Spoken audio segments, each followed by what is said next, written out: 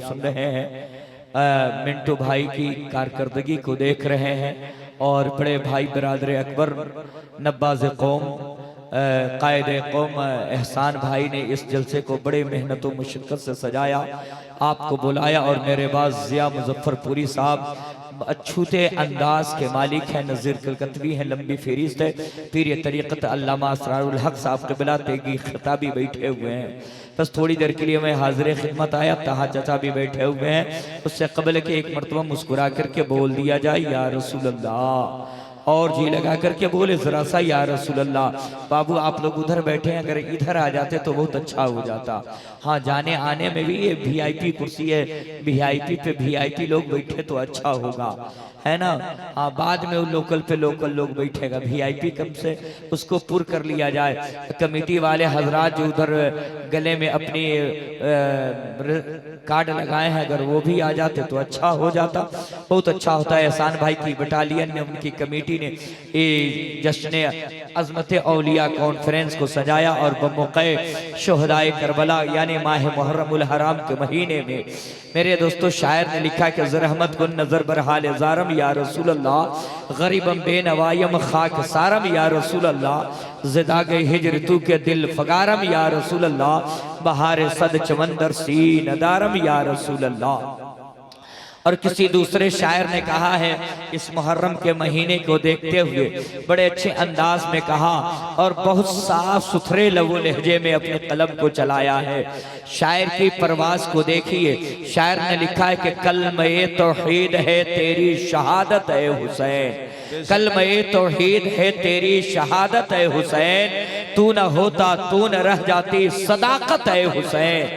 अगर सुभान अल्लाह बोलने की आदत है तो मेरे नाम पे नहीं रसूल पाक के नाम पे अपनी जबानों को खोले और जरा सा शुरुआती दौर है जिसमें अपने इश्क का मुजाहिरा करें। कलमे तौहीद है तेरी शहादत है हुसैन, तू न होता तू न रह जाती सदाकत ए हुसैन, और तेरी कुर्बानी ने जिंदा कर दिया इस्लाम को, ओ रहेगा ताअबद तेरी बदौलत है हुसैन, ओ रहेगा ताअबद तेरी बदौलत है हुसैन। और किसी दूसरे शायर ने कहा अल्लामा असरारुल हक साहब क़िबला के मैं सच्ची बात कहूंगा हुदूद के अंदर, मैं सच्ची बात कहूंगा हुदूद के अंदर, मुकम्मल दीन शामिल है दुरूद के अंदर, मैं सच्ची बात कहूंगा हुदूद के अंदर, मुकम्मल दीन शामिल है दुरूद के अंदर, और अली के नाम का नारा वही लगाएगा, अली के नाम का नारा वही लगाएगा। अरे हलाली खून हो जिसके वजूद के अंदर, हलाली खून हो जिसके वजूद के अंदर, मुकम्मल दीन शामिल है दुरूद के अंदर। मेरे दोस्तों ये आपने सुन लिया, मैंने आयत करीमा की तिलावत की, कुल्ला असलकुम अलैहि अजरा इल्लल मवद्दत फिल कुर्बा। मेरे दोस्तों इस आयत करीमा की तफसीर व तफहीम में अगर जाया जाए तो वक्त और बातें बहुत होती चली जाएगी।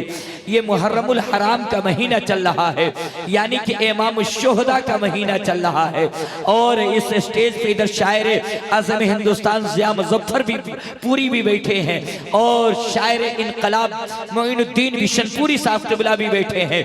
ख्वाजा ख्वाजगान हिंद के राजा हम सबके ख्वाजा ने सरकार सैयदुश शुहदा की बारगाह में एक कथा कहा कि दीन अस्त हुसैन दी पना अस्त हुसैन, इसको मुकम्मल अगर इसको बिखेरा जाए तो मुकम्मल एक किताब बन जाए।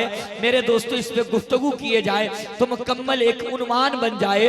मगर मेरे दोस्तों ख्वाजा गरीब नवाज ने कहा शाह अस्त हुसैन बादशाह अस्त हुसैन, दीन अस्त हुसैन दी पना अस्त हुसैन। मेरे दोस्तों शायर लोग बैठे हैं, इसलिए मेरे अक्ल ने अंगड़ाई ली और मैंने सोचा कि कुछ कहूँ।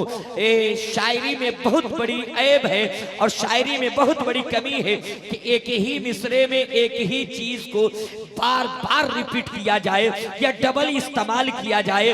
मगर कुर्बान जाऊं ख्वाजा गरीब नवाज पे, ख्वाजा गरीब नवाज ने जब शेर लिखा तो लिखा कि शाह अस्त हुसैन बादशाह अस्त हुसैन, हुसैन आप शाह हैं, हुसैन आप बादशाह हैं। हुसैन को बादशाह कहा गया, दोबारा बादशाह कहा गया।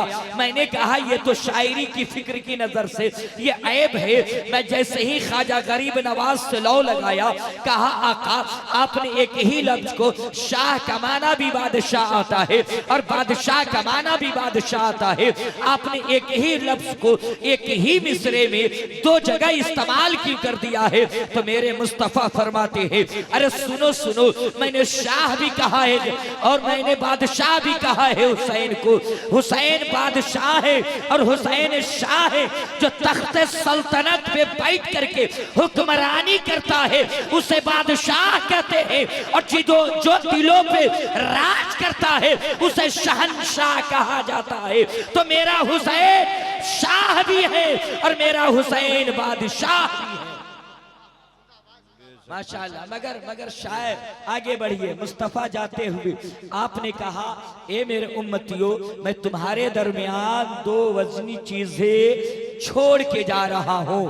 थोड़ी सी हल्की सी टोन दे दीजिए, है ना। मैं तुम्हारे दरमियान दो वजनी चीजें छोड़ के जा रहा हूं। पहला कुरान है, दूसरा अहले बैत है। और इन दोनों को मजबूत हाथों से जो थामे रखा वो कभी गुमराह नहीं होगा। मैंने आलम तस्वुर में कहा, आका जब आपने कुरान दे दिया था तो अहले बैत की क्या जरूरत थी, और अहले बैत दे दिया था तो कुरान की क्या जरूरत थी। दुनिया के अंदर आसमानी किताबें जितनी आई, तमाम किताबों में अफजल और बरतरो वाला मेरा कुरान है। हिदायत के लिए कुरान काफी है, तफहीमो दर्स के लिए कुरान काफी है।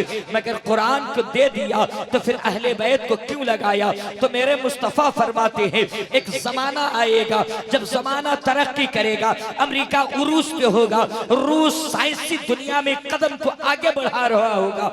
ऐसे भयानक माहौल में दुनिया हर थ्योरी के लिए प्रैक्टिकल की तलाश कर रही होगी, और प्रैक्टिकल के लिए थ्योरी का तलाश किया जा रहा होगा। मिसाल के तौर पे आपसे कहा जाए कि गैस से पानी बनता है, तो आप कहेंगे गैस से पानी बनता है, आओ जाओ काम बनने लगेंगे। मगर वही आपको लेबोरेटरी के अंदर ले जाया जाए, कारखाने के अंदर ले जाया जाए, हाइड्रोजन दो और ऑक्सीजन एक, और दोनों को एक और दो के मुनासबत से, यानी कि H2O इसका फॉर्मूला आता है गैस से पानी बनाने का, दोनों को एक बराबर मिलाया जाए तो गैस से पानी बन जाता है। जो ही साइंस ने अपने थ्योरी को पेश किया तो अक्ल मानने को तैयार नहीं था, अक्ल तस्लीम करने को तैयार नहीं था। मगर जो ही प्रैक्टिकल की दुनिया में ला करके हमने कहा कि गैस से पानी बनता है तो हाइड्रोजन दो हो और ऑक्सीजन एक हो, H2O इसका फार्मूला है, दोनों को आपस में मिला करके जब मिलाया जाए तो गैस से पानी बन जाता है। तो अक्ल भी मानने लगा, दिल भी तस्लीम करने लगा। वैसे ही मेरे दोस्तों, कुरान अनबोलता कुरान है, थ्योरी की शक्ल में कुरान अनबोलता कुरान है, अहले बैत बोलते कुरान है। जब अनबोलते कुरान पे हमला होगा तो अनबोलते कुरान पे जब हमला किया जाएगा तो बोलता कुरान उसकी दिफा करेगा। जब बोलते कुरान पे हमला किया जाएगा तो अनबोलता कुरान उसकी हिफाजत करेगा।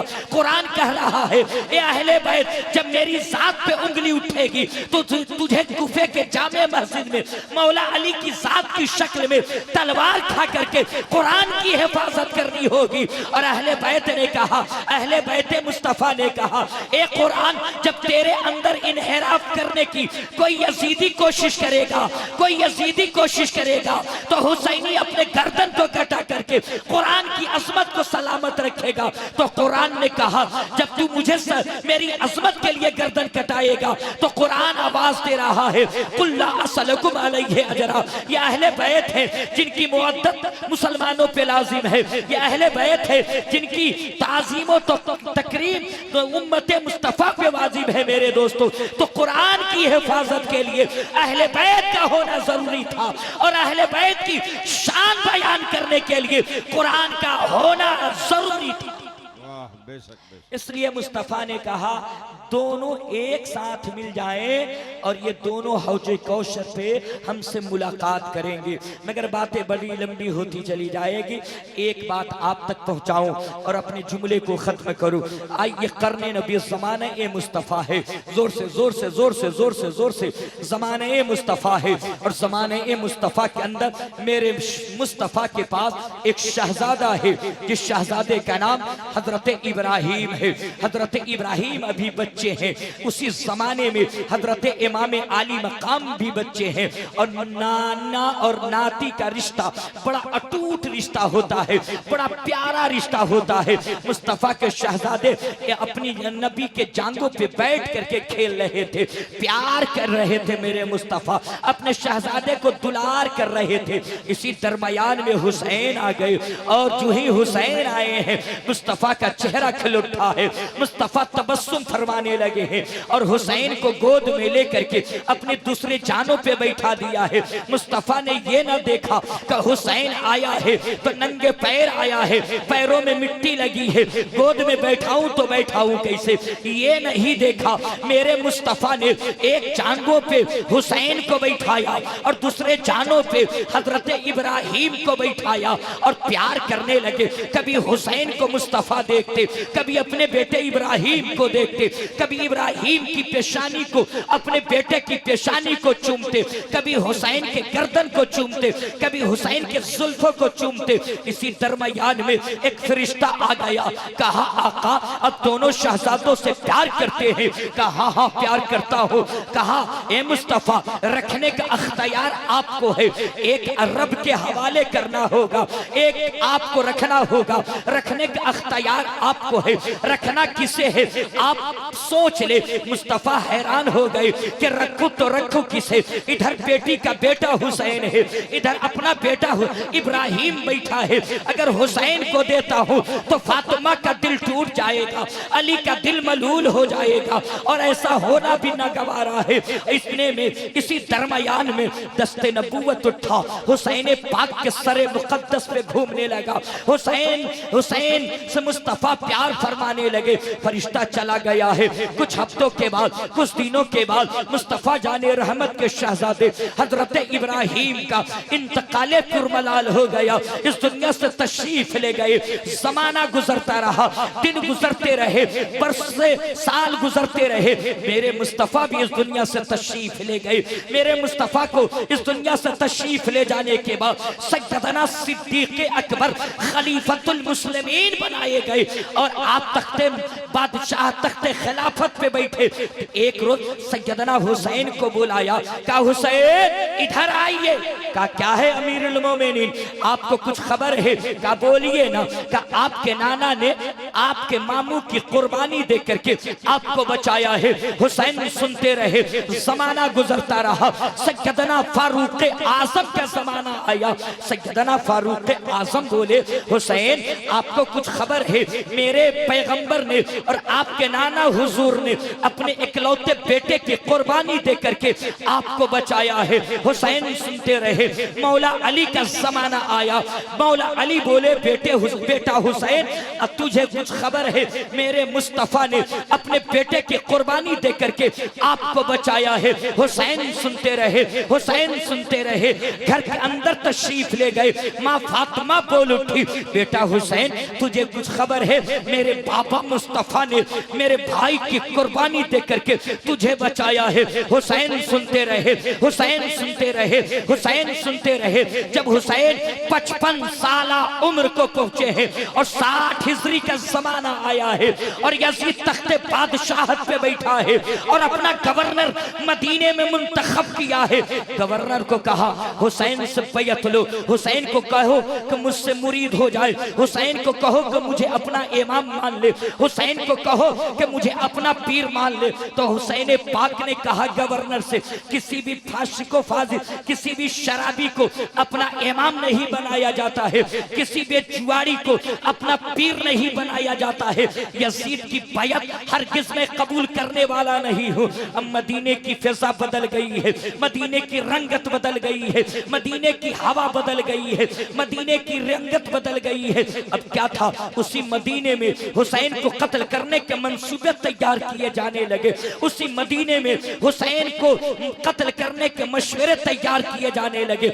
हवा जहरीली हो गई है, हवा बिल्कुल रंगत बदल चुकी है, हर तरफ से हुसैन का घेराव किया जाने लगा। हुसैन से बैत लिया जाए नहीं तो सर कलम कर दिया जाए, हुसैन यजीद की अताअत कबूल कर ले नहीं तो सर कलम कर दिया जाए। हुसैन एक रोज रात के सन्नाटे में उठे, अहले बैते मुस्तफा को जगाया, कहा रखते सफर बांध लो, अब मदीना छोड़ने का वक्त आ गया है। और आप वजू फरमाए, रोज़े मुस्तफा के करीब गए, दोनों हाथों को कब्र मुकद्दस पे रखा और कहा आका ये वो मदीना है जिस मदीने में कांधे पे बैठा करके हुसैन को आप ईदगाह ले जाया करते थे। आका इसी मदीने में अब हुसैन को कत्ल करने के मंसूबे तैयार किए जा रहे हैं।